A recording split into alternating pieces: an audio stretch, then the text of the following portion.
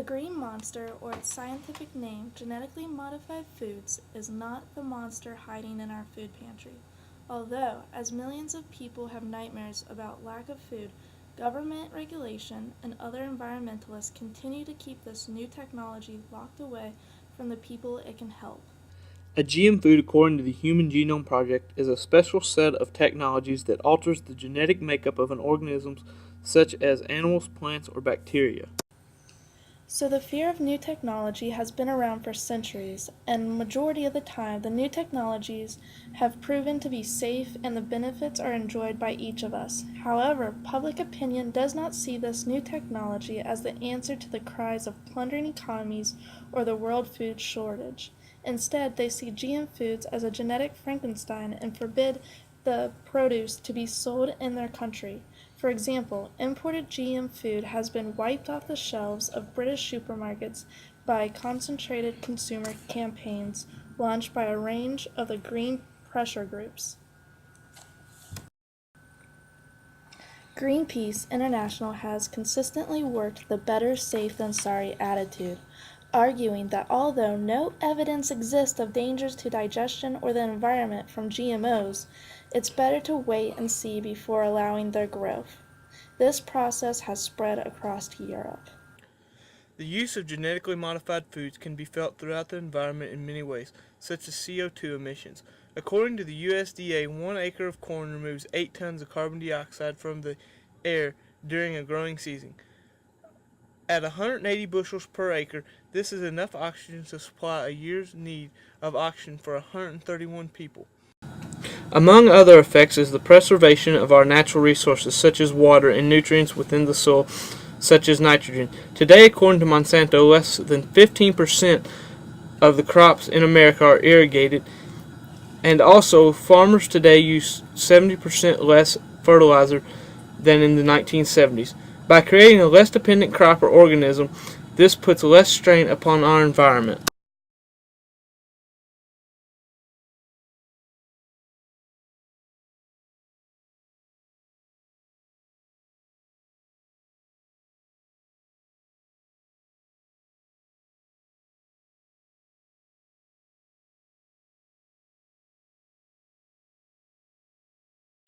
Thanks to the population growth over the past 25 years, farmers' requirements have nearly doubled to that of their parents, requiring them to produce more yields per acre in order to feed the growing world's population.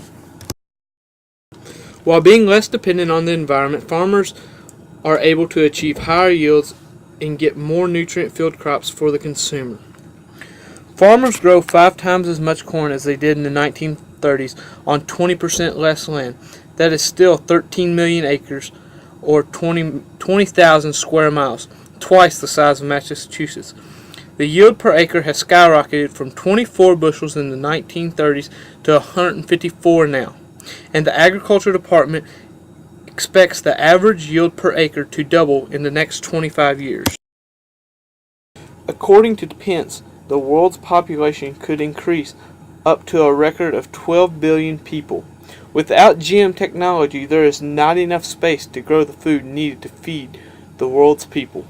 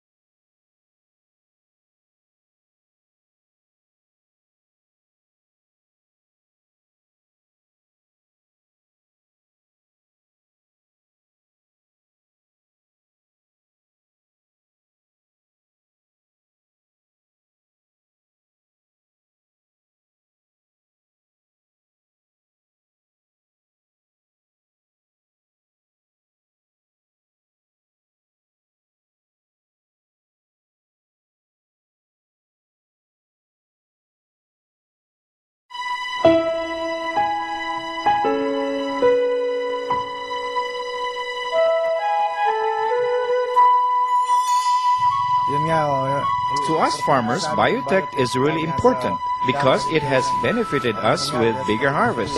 With bigger harvest, we get higher incomes. We saw our production costs go down and our yields go up. After seeing this biotechnology, I decided to try it myself.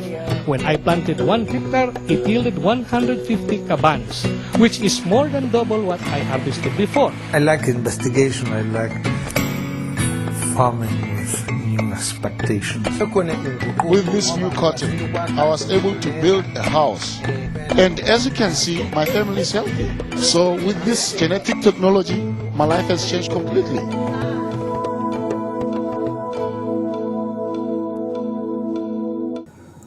In 1990, many regions of the globe have made steady improvement toward the United Nations Millennium Goal.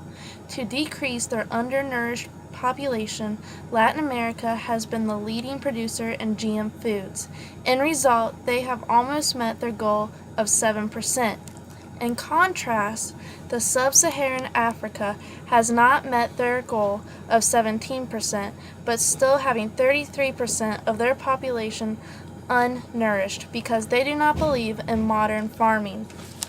Another example of GM food working in third world countries was way back in 1963 when author Henry Miller, with the help of Rockefeller Foundation, instructed farmers in Pakistan and India how to grow high-producing wheat.